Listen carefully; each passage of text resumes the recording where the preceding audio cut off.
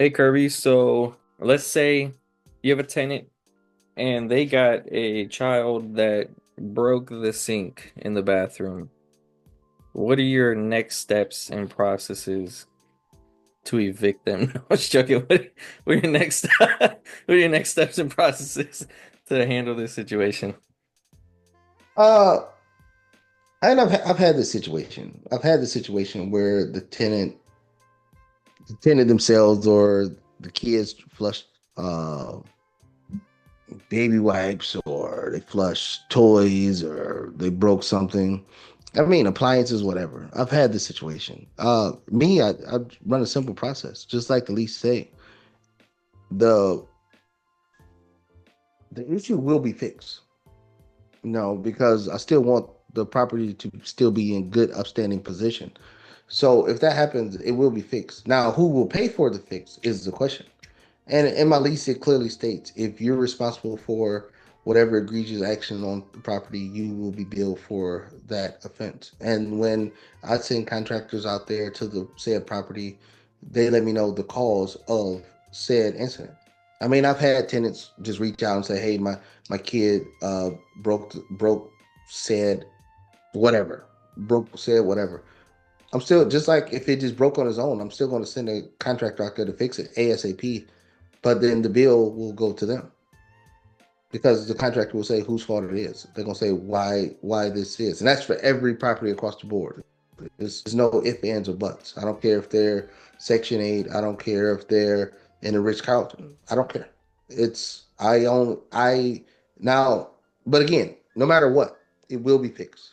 But who's responsible for it will be up to whatever the contract say. If they build in this situation with the toilet, um, if they be like, "Oh yeah, we found a toy stuck in the toilet, that's why it's broke." Okay, well, I know it was. I know it wasn't something that the appliance or whatever broke on its own. It was because of this. I've had telling tenants stop flushing baby wipes down the toilet, and it's clogging up the septic system. Oh yeah, well, it's gonna get fixed, but then you're gonna get a bill for it. No if ands buts about it. I'm not. I mean, again, I don't finance my bad decisions. So you have to be an adult when you sign the leases. You're responsible for the upkeep, and but like I said, it will get fixed ASAP. But who get billed for it? That will be truly up to who is the egregious person in this order. But if it just breaks on its own or it just clogs on its own, just natural wear and tear, then I'm all for taking it on the chin, paying the costs, and going on about life. So what say you in your situation? No, it's the same process. I figured it was gonna be the same thing. But yeah, it has to state in your lease that if a tenant causes damage, they have to be responsible for that damage. Now, if it's just, something gets damaged and it's, just wear and tear, then I mean, yeah, obviously you as a landlord should cover it. But if the tenant is intentionally damages something or their, you know, um mistreatment of, the items, lead or appliances lead to it being damaged, then yeah, they have to be held responsible. Um and I mean that's understood with, even the property manager I have too. I mean, it was as simple as like I had a tenant that lost his key. They were going to charge him for the key too. I mean, it's, that's not on me. I didn't lose your key. You know what I mean? So, it's as simple as something like that. So he found his key though, but so he didn't have to pay. But I mean, it's those things. I mean, you have to, as a landlord, you've got to make sure that it's in your lease to where you're protected and they're protected, or not. You're protected, but they're not, per se getting screwed over. Like I've seen some leases where like anything breaks in the house, it's on you. I've seen those. Those are crazy. I mean, I don't know. I guess it helps the landlord, but I think it's fair as if you want to keep tenants, you're responsible for basic conditions of the property, if wear and tear of the property. But if the tenant causes any actual intentional damage, then that's definitely gonna be on them. And I've also had the calls of, tenants flushing um pads down the toilet, stuff that it's just toilet paper, guys. That's all y'all can flush. Americans flush There- toaster ovens down the toilet, man. You can't. Right. But yeah, it's the same process. Same process. Yeah, and the thing is, and that's the one thing I like about Hillsborough County Section 8. And for the viewers out there, I do all kind of rentals.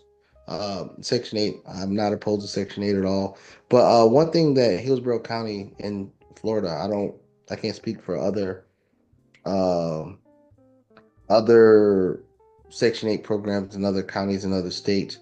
But when they go do their inspection, their annual or biannual inspection, it's two columns on the inspection. Now I know some places where it's not like that whatsoever. Everything is on the landlord. If you still want to collect money from the Section 8 program, you got to fix it no matter if it's a tenant fault or not. But one here in Tampa um, is so when they do the inspection, it's a list of owners' responsibilities, tenants' responsibilities. When they go inspect and they see something wrong, it's, oh, well, the tenant did this. It's not normal wear and tear. This is what the Hmm. tenant did, and then be like, okay, this is normal wear and tear. Okay, the owner need to do that, and then they send the letter out to both the tenant and the landlord and say, hey, look, this stuff needs to be fixed by the landlord by said date, but this also need to be fixed by the tenant by said date, and then uh but if not, the tenant can be kicked off of Section 8. And for the people that don't know, Section 8 in Florida or in the Tampa area is like a 5 year waiting period. In the Hillsborough County area is like a 5 year waiting period. So if they get kicked off, then it sucks. But even in those situations, I will get the list from the tenant, and then and then even on their side, let's say they have some things that on the owner side, I mean on the tenant side that they have to do.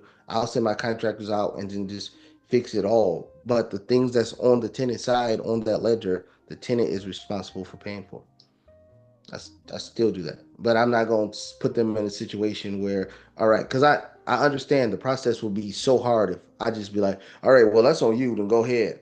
I mean, for me, let's be honest. I mean, I can easily get another tenant in there, but they will be screwed for 5 years and beyond just from this instance. So I will have the contractor go fix everything, but the tenant knows 100% that they are responsible. And I have the contractor break out all the tenant responsibilities. I mean, all the stuff, the tenant issues, and then I send them the bill, and then the tenant ends up paying. But I'm not going to screw them over because things happen. I understand life happens, but that's just that's how I do it, and it works out best for all of them because of course if you send them out, they probably get their homeboy, Fran, try to come up there and jerry rig some stuff, and then it's worse than what it was before it got done, and I don't want that to happen. So that's usually how I handle that situation altogether. And the other part is I don't want them to see I go out there looking for contractors and they get screwed over on price, and then now they going to pay outrageous prices for something where I know the people that can get it done. So it helps twofold on both ends. So Yeah, absolutely. With that said, guys, if you're a landlord, let us know what you would do. If you would kick them out or leave them in there, let us know. Don't forget to like this video, guys. Leave us a comment, share, subscribe. We'll see you guys on the next one.